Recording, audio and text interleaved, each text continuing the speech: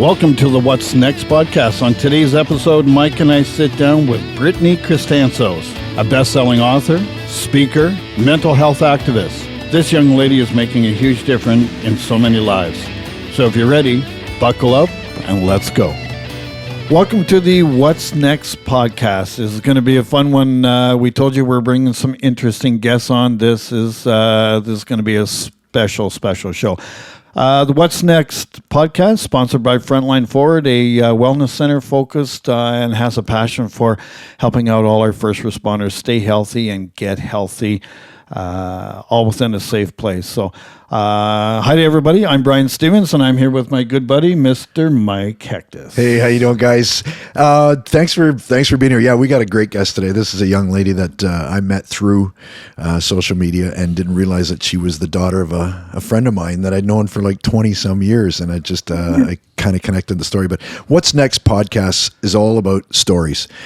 And Brian and I connected to say, you know what, so many people have a story, and that story usually, our stories connect each other normally, and which we don't think that. And so many times we sit in silence because we think we're the only ones going through what we're going through. And we're hoping that our podcast can help you break down that wall of silence, can help you become part of a community that can help you lift you up and be that person that you were always saw yourself being or wanting to be. And today I want to introduce this very special lady. I'm going to tell you a bit about her. She's written 2 books. The first one is I'm Not Your Average Teen, and then Beneath and Beyond. And I've already said to her, I'm going to introduce your name right now. This is Brittany Krystantos. Brittany, thank you for being with us here today. Thank you for having me. Hey, Brittany. Hi. This is incredible. I met you a couple of years ago online with our Stand Strong program, which we were helping teens, going through different things at the high school level and everything else through mental health. And then I saw your book, and then I find out that I know your dad, and I'm thinking, holy mackerel, this is meant to be. And so when Brian and I talked about this podcast, I said, I want Brittany on this show. We got to have Brittany on this show because this first off, let's talk a bit about this first book that you wrote, I Am Not Your Average Teen. And to give you a background, I'm a best-selling author. She's a speaker now. I've watched some of your speaking as well, and a mental health activist. So like I said, we're just going to have a conversation today, but your first book, I Am Not Your Average Teen, and I'm going to show it to you right there. Look at see all the sticky notes that I got? I got highlights on this book, girl. I got sticky notes everywhere. This was a brilliant book. But I understand this was kind of like a journal. This was that you just journaled as a teen what you were going through, and it became a book. So tell us how it started. Basically, how it started was I was dealing with mental health. Like we said, I had depression and anxiety, and I was 15 years old. And you can only imagine being a teenager and going through all these challenges alone. And, the only thing that really got me through what I was going through was expressing myself. And the only way I've always known to express myself has been writing, because I've never been the person to express myself with words. So, it got to a point where the depression got really bad and my anxiety got really bad that I was very close to, thinking about ending my life and having these thoughts and these things that no kid or person should ever go through or feel. And so it came to a point where I don't know if you believe that like things happen for a reason or God or whatever purpose people have, but I kind of found my purpose and I kind of found God in some way and found hope. And the next day I was like, before I was about to do it, I was like, wow, I need to live for something greater and bigger. And so that was kind of like my purpose, my moment where I was like, I need to live. Mm-hmm. And after that, I found a mentor, like someone that I can speak to that isn't really a therapist, but is in some way. And she was the one that pushed me, to writing and to going to a place where I can express myself. And, if I'm feeling dark feelings or I'm going through something, it was a safe place for me to be safe and to be heard. And that's kind of where that started. And that's why the book is a lot of my journals, because a lot of the time when I was going through a dark place, I was able to express myself through my words. So that's kind of how it happened. Yeah, you mentioned that. And Brian and I were part of a high school talk. I can't remember how many years ago that was. Probably 4 years ago now, right? Years, yeah. At least 4 years ago now. And I stood with 3 young teens at probably about the same age you were at that time, 15. And 3 of them would call their friend at 8 o'clock, next one at 8:10, next one at 8:20, next one at 8:30 to make sure she was okay and going to get on that bus.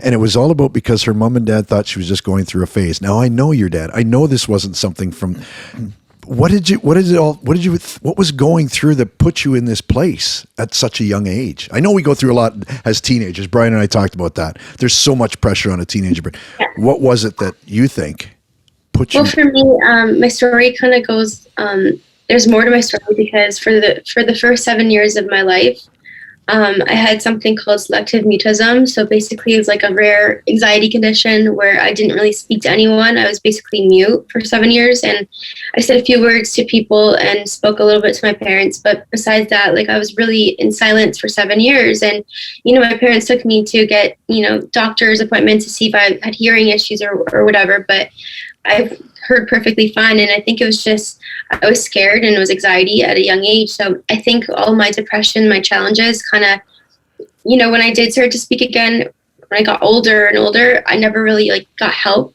or healed from my childhood. Mm-hmm. So all that trauma and all that healing didn't happen. So when I got to, 15 years old and I was a normal teenager, I had friends and I had a great school and I lived in a good area. I was average, you can say, and I wasn't average on the inside. Mm-hmm. So I didn't know what to do or how to reach out. And, at 15 years old, I was the kid that had all these friends that my parents, I have really great family, really great parents. They've been really supportive my whole life. But I think because I came from such a good family that, I always felt this pressure to be like my sister or this pressure to be perfect or average.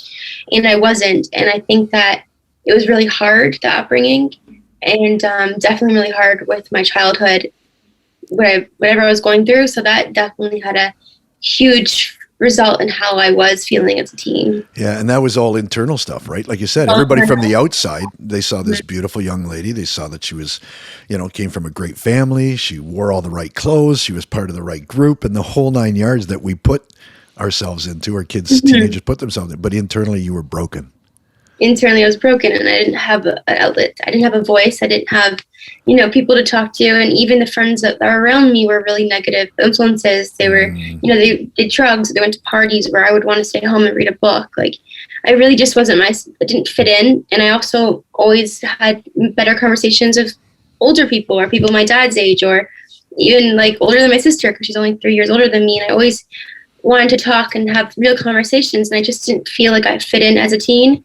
And all the different challenges, my body image, my, whatever it is, learning disabilities, I had a learning disability as a teenager too. So everything was just it was hard being a teen for me. And I had to learn on my own how to really get through it and be happy.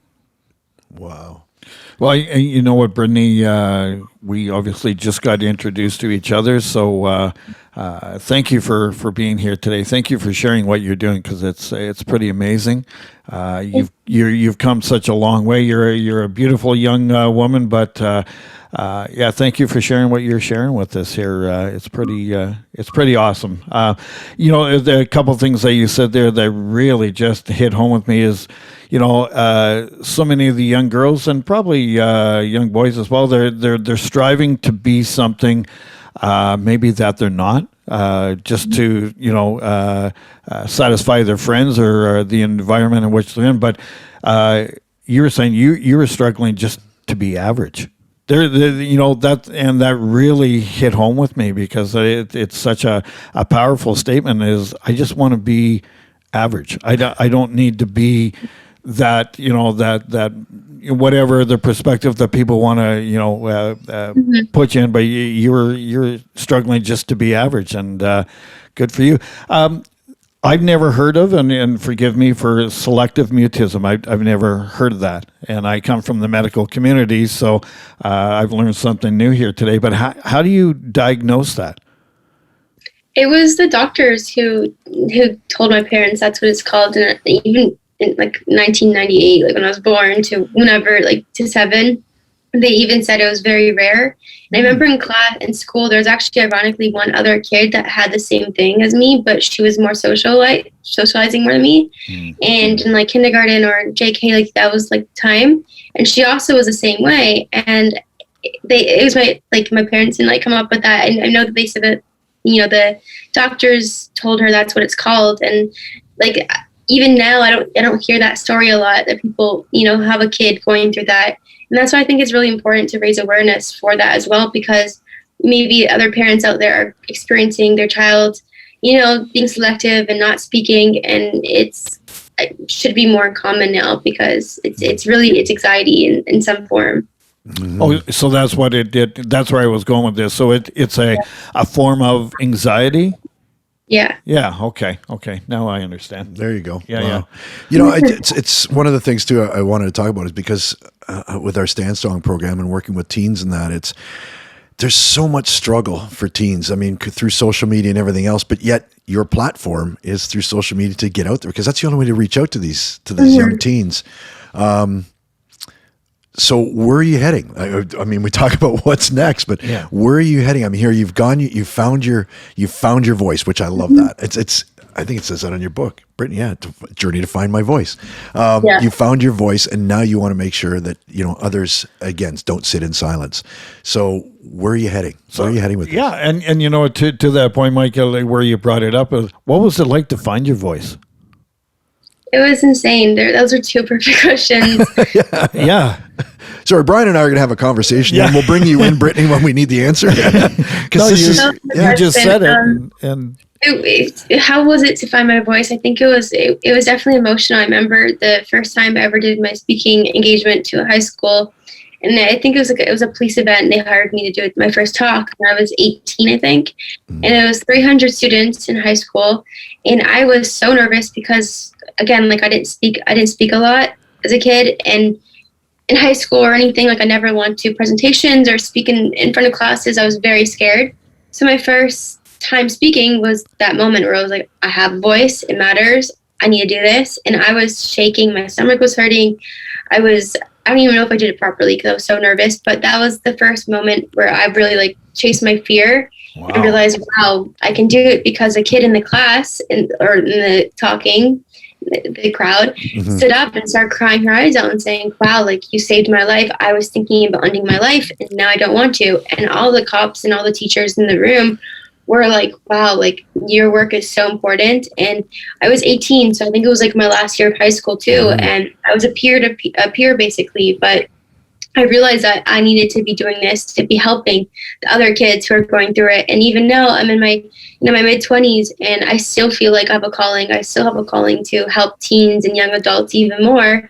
And going to your question about what's next, is for the last 8 years, I've been helping teens and doing talks and talking about teen health. And I feel like as a 24-year-old now, there's so much more issues that happen as an adult, trying to figure your life out or trying to figure who you are and what career works for you. And, there's depression and anxiety happens again, but in different forms, like being an adult and not having the money to pay your bills, or your car payment comes in and you're screwed. And that's the whole point, is for me, what's next is helping young adults too now. Is, I've gone through it. I know what it feels like to be lost, not to figure out where my life is going.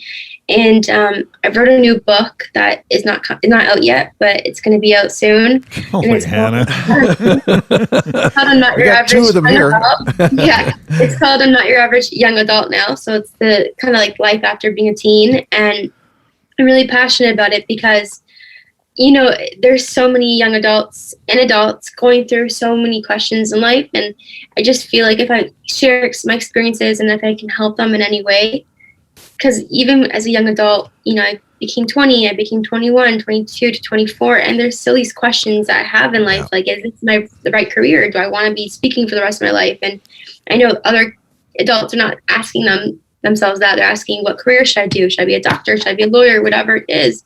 Should I be a writer? Should I be, I don't know, anything? And they don't know where their head's leading. And that's why I feel like it's important work to use my platform, to help them as well. That is so cool. It's funny. I went through high school, same thing, and I always said, being in high school, they always told me what I was going to be, and I said, that's not what I'm going to be. And they used to always say too, stop daydreaming, focus, and saying you should daydream more is what we should be doing.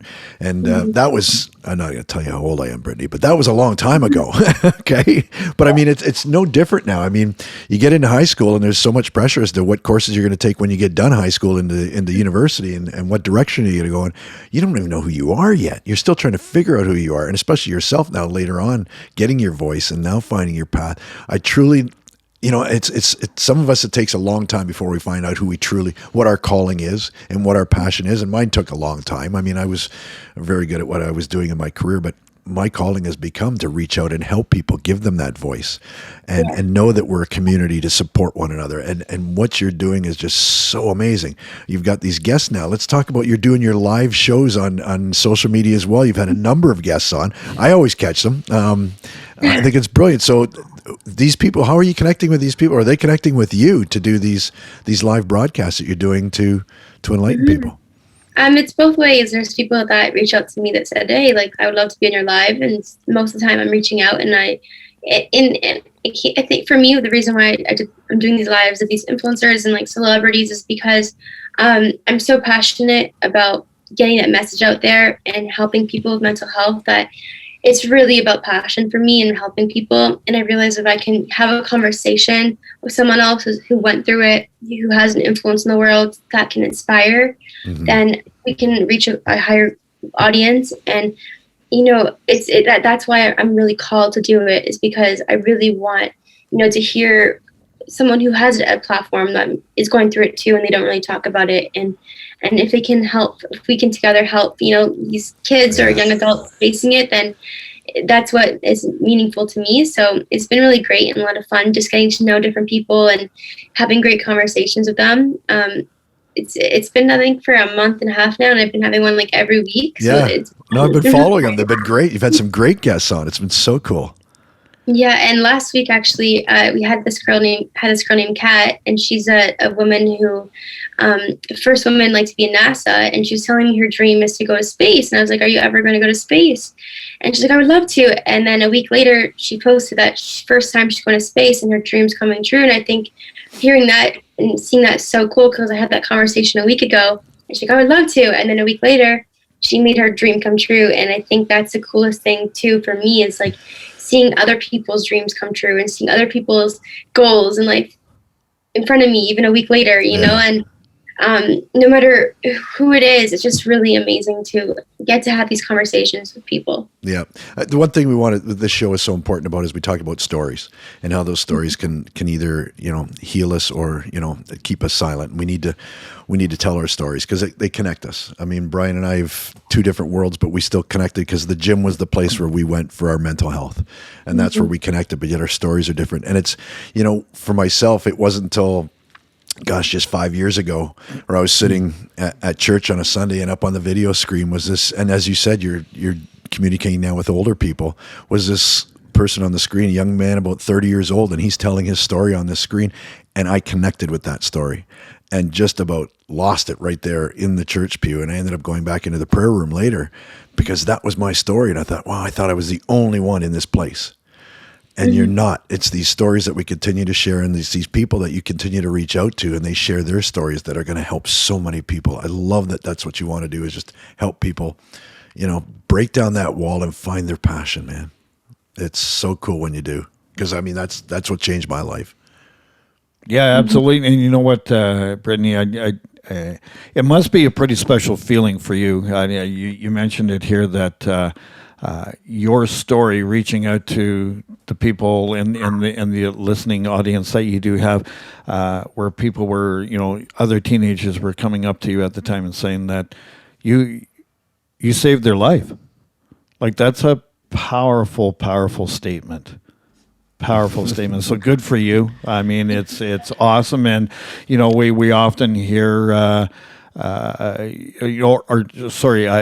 from my perspective, I was like, I don't think people want to hear my story anymore. And it's just the opposite. People want to hear the stories. They want to be able to connect. They want to be able to be validated that their feelings are real and what they're going through is real.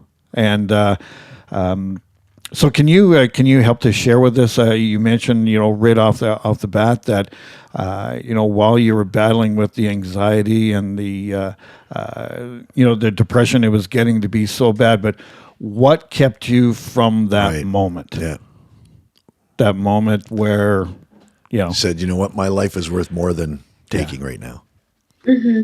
What motivated me, I think, is exactly that, is that I realized that my life is worth more. And I wanted, it's almost like I wanted to prove to others, myself, that I always felt like I was, even my family, I always felt like a misfit, or I wasn't like the good child. I wasn't, I didn't have the grades. I didn't have like what my sister had. So it was almost also like a challenge. I wanted to like live and prove to others that I will be great and I will be successful and I will do something in this world that's meaningful, and I will leave a legacy on the world. And I think I like was motivated by challenge and motivated by wanting to live and have a greater life for myself as well.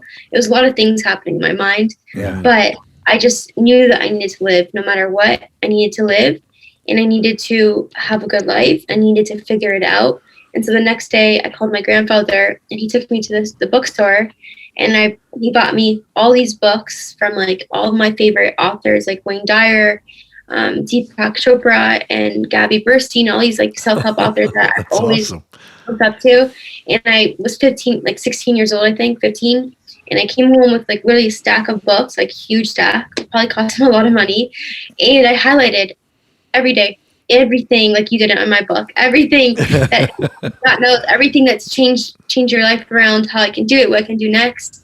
And I was very motivated, because when it comes to me, when I have a challenge or something I want to do, I become very persistent. And so I kind of took that feeling in me, persistency and motivation, and I just changed my life. That's amazing. I look at some of the thought leaders that you read. I mean, what 15-year-old reads Dr. Wayne Dyer and who goes to Deepak? I mean, that's incredible. But good for you. That's amazing, because that's what brought me through too, is the reading. I was going to ask you that. So, you realized that your life was much worse, or was much worth more than taking your life. So, what therapy do you use now today when because it's like I say, people always say you just don't grow out of depression. You just don't grow out of anxiety. There's things that have it. Yeah, exactly. So what do you do today, or what are you using to help you get through some of those tough times?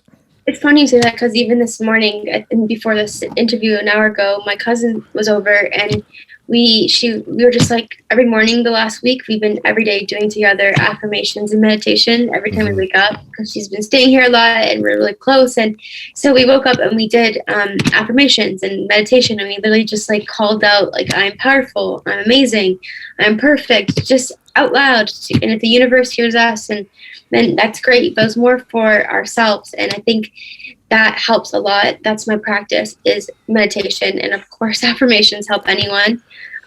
Is meditating, doing yoga, or working out is really great for anxiety. But really for me, it's about closing my mind and letting go of the thoughts. And what helps me do that is meditating, and is allowing your thoughts to come and not forcing it to go, just being present with yourself and present with your body and your mind. And it helps a lot. Wow. That's awesome. And I think what I'm hearing from you is that it's okay to not be okay. Mm-hmm. And I think one of the big ones here is just, it's okay to be you, because you're different from me, I'm different from you, but that's what makes the world a beautiful place, right? But we have to come to that understanding, we have to come to that realization, and we have to be okay with the fact that we don't have to be that other person. We don't have to be those other people. It's okay just to be me. And if that's, not doing drugs, or not drinking, or not going out to parties, and just being okay with the people that I'm around, then hey, that's perfectly okay. I agree with you. Yeah.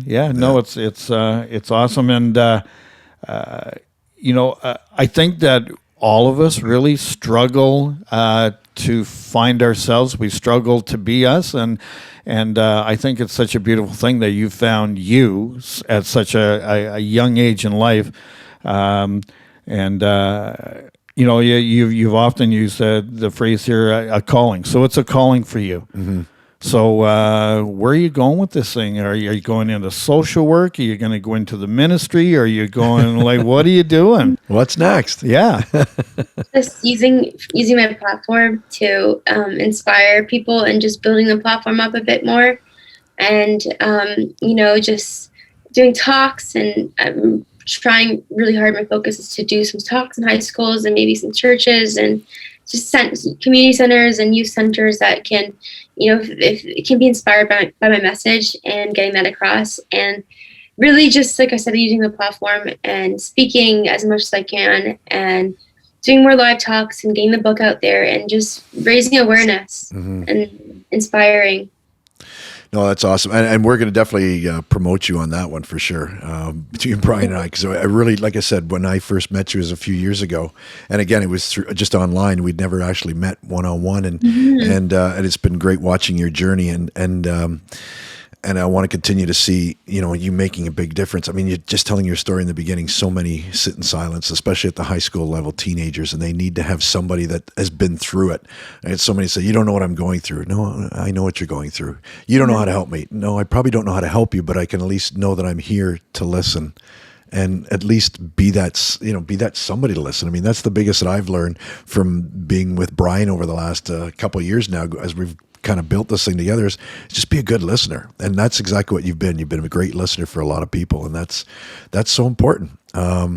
So yeah, I'm looking forward to helping promote you and what you're doing, and helping you get to where you see yourself being. Now, that's another thing you touched on, and we've only got about 5 minutes left here before we get cut off from our producer here saying that's all you got.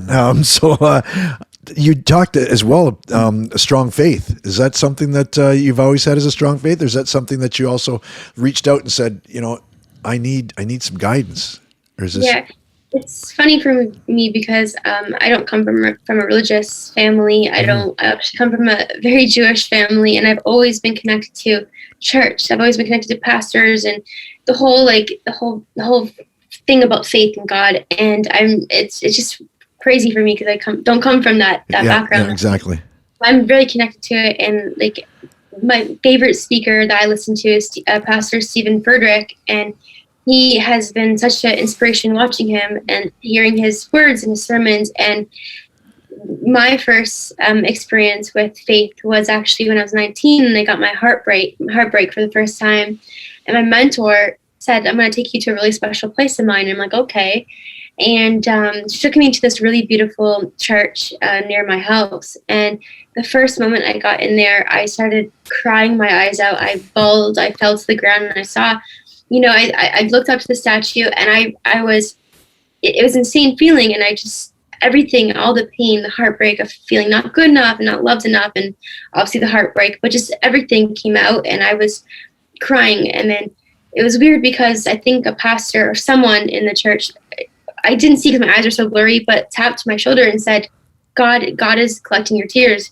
He hears you. And that was a moment for me, because then he went away, so I don't even know where he was. But Where'd you go? I don't know where he was even there. I looked up and I was like, wow, like that spoke to me. And ever since that, I got back up, and I, thanked God for that experience. And I got back up and didn't even care about that again, the heartbreak. And that's how I found my faith. And every day I prayed and I said, thank you, God. And I thank you for guiding me. And so definitely it has been a huge part of my life and where I've gone and where I'm going. That's awesome. It's just the lifestyle I live. And I'm just really, I'm a believer in that faith. So definitely, yeah. That is so cool. Yeah, well, there is another thing we have in common. Same thing. I was in a conference again, and it came up at the conference that I was at, where a gentleman came across the room and actually said, I don't know if you know this, but there's a light shining in you and through you through this whole room. And I went, I think you got the wrong guy. Yeah, that's not me. And he said, no. And he handed me a book by John Maxwell, and it was absolutely brilliant. It was running with the Giants. So same type thing. It was one of those moments, and then the guy was gone, and it's like, holy mackerel, that was a moment. And Stephen Furtick, I'm a big fan. He's a big fan. So yeah, that's cool. That's cool. We'll definitely connect again once we're off this show, because there's a lot more things I'd like to chat to you about. And I Am Not Your Average Teen is your first one. Beneath and Beyond is your second one. And what's your new book? The new book is I'm Not Your Average Young Adult. And I'm not your average podcast host. There you go. No. And Brittany, it is would you be interested in coming up to Frontline and doing a talk for us? I would love to. Yeah, it'd be really special. I'd be very appreciative of that.